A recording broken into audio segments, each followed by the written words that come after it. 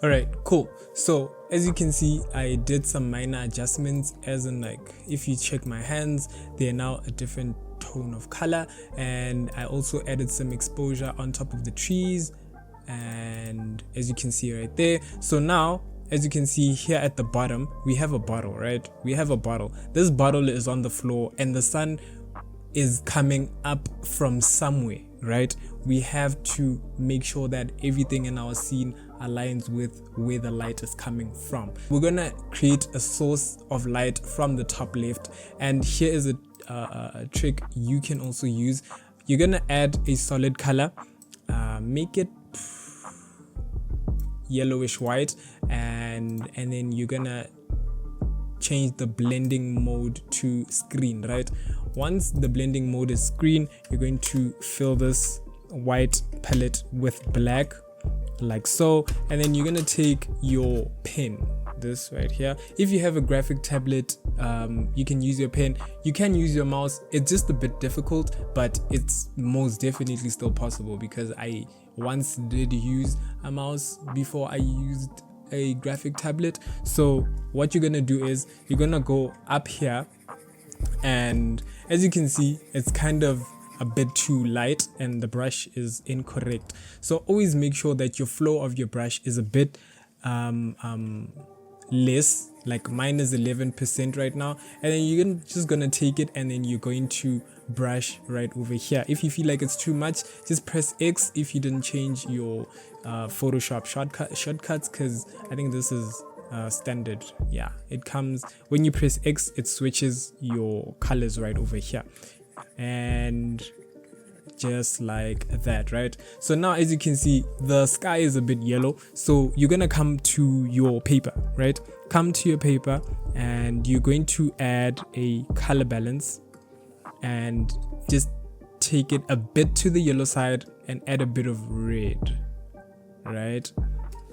So it's a bit of playing with colors, but then at the same time trying to also make it look good and also go with the story. So this story is based in a hot setting, hence you can see the drinks are very watery and juicy and delicious. So if it's hot, you're obviously going to need something that's very cold, and you know, it's sweating water. I mean, I think that's the best way I can explain it. So after you have that, you are going to double click on the sunshine that you just made, come to your sliders here where it says underlying layers, you're gonna just drag this a bit, just like a bit back. You don't want to blow it out because everything is gonna not show anymore, and it doesn't look like the sun is right in that spot.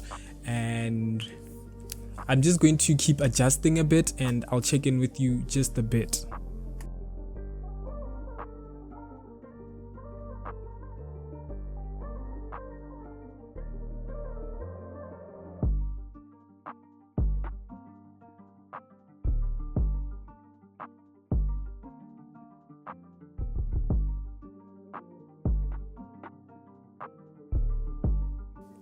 Okay, cool. So now I just added a bit of blur on the background sky as well as the bottom grass. So as you may saw in the speed art, I did make the background a bit too blurry. So making the background too blurry, you end up losing details in what actually needs to be shown and understood by your viewer, right? So I just toned it down a bit, like from 0.1 to like a 2.5, just that slight blur to show that it's in the like in the background, sorry. And then I'm gonna do the same thing with the elements in the background as well. I'm gonna add a bit of blur to the drink right there, but I don't want to blow it out way too much for you to not even see what the brand is, right? So if this is in the background, this is also should give you the illusion that everything else is also in the background. So you're gonna add also a bit of blur in the background.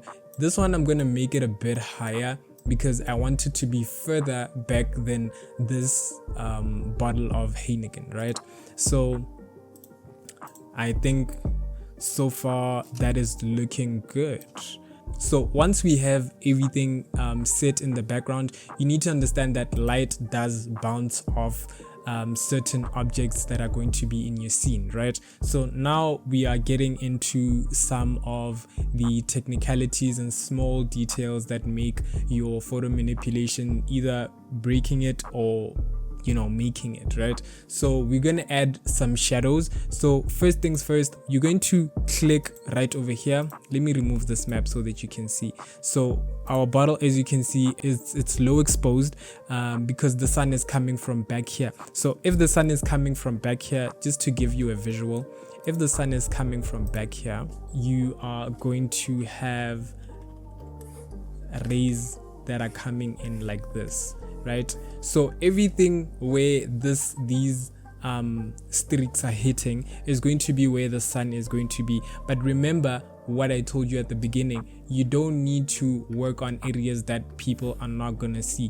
So as you can see on this bottle, I'm not gonna work on this top part because it's clearly being covered by the map. But instead, what I'm going to do in order for you to see that the sun is indeed coming from that side is I am going to come here.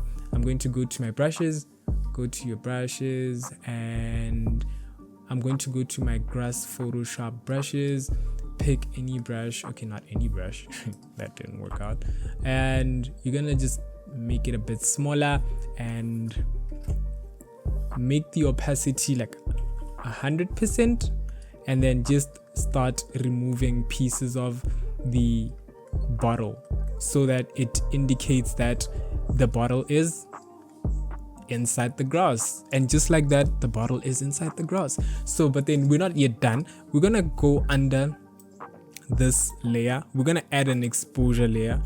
After adding an exposure layer, we're gonna let's open up our paper so that we can see where exactly we add our shadows and where it's going to benefit us the most. So right over here is going to be where our shadows are going to be. So remember, this is the bottle, so your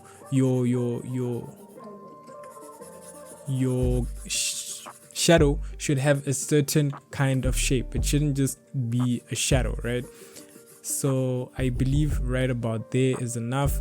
I'm going to open up my shadows and this exposure layer and open it up just a bit, and then above this I'm going to create a solid layer that's around like good green, because remember when light hits a bottle, it's going to have bounce light on the floor, right? and then you're going to remove that, turn this into overlay. Let's see how that looks. Brush, brush, brush, brush. Okay, brush, and right over there, as you can see, it's creating a really nice reflection of the bottle. So what you can do is decrease the opacity so that it's not way too much, but it's still there to give you a clue that there is a bottle under there. And I fucked up. Okay, cool, we're good. So it's going to give you just this slight reflection that there is a bottle under there. So let me give you a before and after. So this is going to be before and this is after, just to show you that there is a bottle under there, because at the end of the day, what we're trying to create is something that is really good to see to the viewer and does promote the brand in a good way, right? So I'm just going to add just a bit more, and here right at the bottom of the bottle, what I'm going to do is I'm going to double up my exposure. I'm going to remove the upper one, and then what we're going to do is we're going to add another dark exposure right there under the bottle, right? Okay, we're going to add another, not that dark though, so right over there. And just like that, we have, so basically we went from this to this. So I think that is a really good shadow in terms of what we have, because remember right over here the bottle goes up, so there wouldn't be a necessary need for you to make this ground all darker. So since that's done, now we're going to work on the hands. So I'm just going to run it up fast and I'll chat to you in just a minute.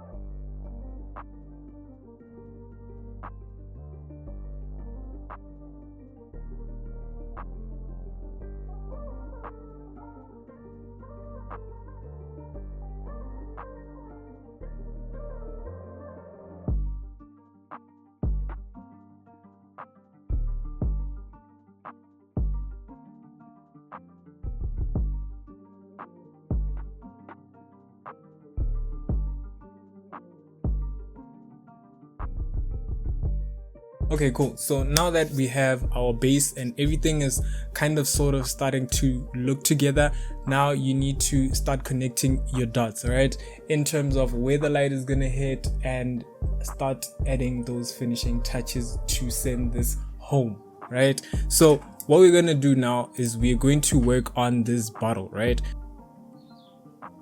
I'm going to turn the hue just a bit to the more green, play with the saturation a bit, and let's add a bit of luminance, which is the lightness. So as we have that, remember we have the sky in the top left, right? So the bottle is going to get this color.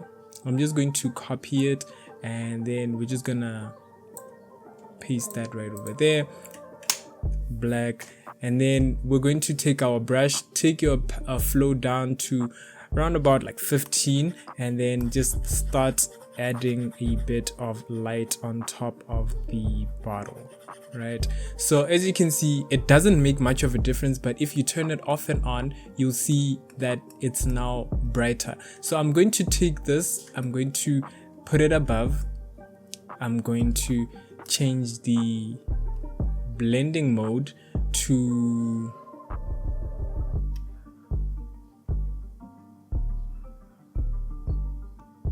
screen. I believe screen looks much better. We're going to double click on it. Where it says underlying layers, we're going to take this slider, take it to the right, bring the slider back, and then right over there we have a harsh light, and we're just going to decrease the opacity just a bit. So I'm going to put it around 40, and we have our before and we have our after, right? So that's perfect. We're going to come back to our paper. So as you can see, I'm going back and forth with some of the elements, but then that shouldn't discourage you, because it's always about, it's not a plug and play type of system. When you're working with Photoshop manipulation, you need to see what does honestly work best with the concept that you're going with. So I'm going to add that very same screen onto the paper, and then we're just going to go to the edges, and we are going to add just a bit. So as you can see, it's not working. It's because we have this underlying filter on.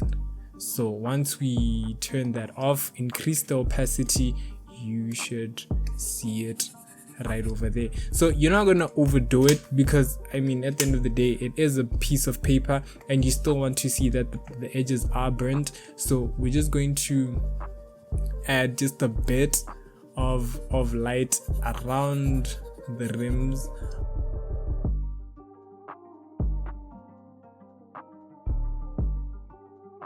As I mentioned, separation is very important when you're creating Photoshop manipulation. So as you can see right here, we are losing the paper a bit. So as we can bring the paper back by just adding a bit of a rim light, so that you can see where the paper starts and where the paper ends. All right. So you're just gonna add a bit of rim light right over there.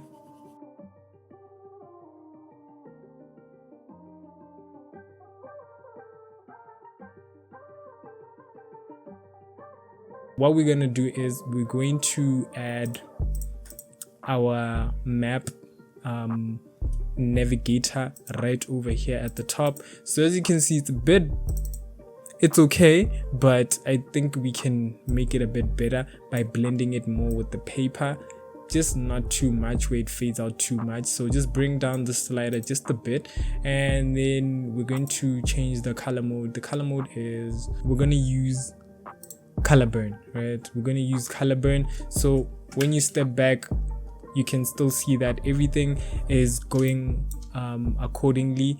And then what we're going to do now, since as I mentioned again, the light, I say these things in my head to constantly remind me where the light is coming from, because that's one of the most important things, right? So as you can see, the light is coming from the top left. So we're going to go to our tree.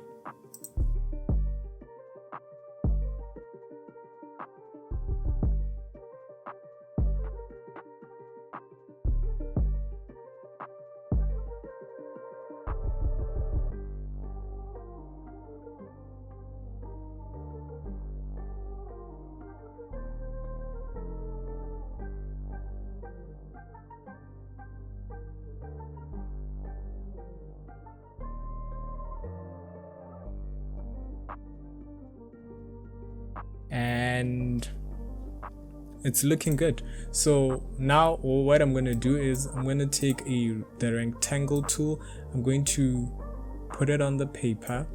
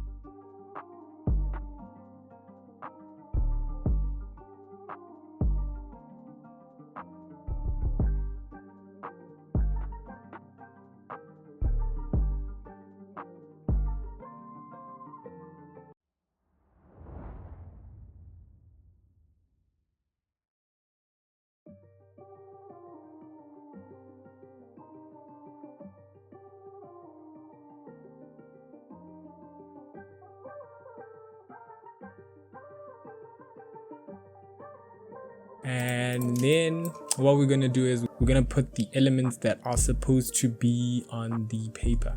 I used this picture that I found on Pinterest. I cut out a few and then I put them across the map, right, like this.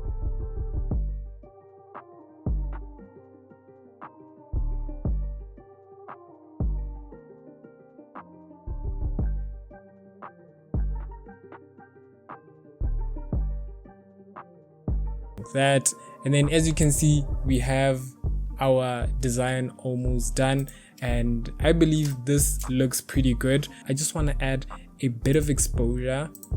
I'm gonna decrease this, and then I'm going to add some shadows right. Ooh.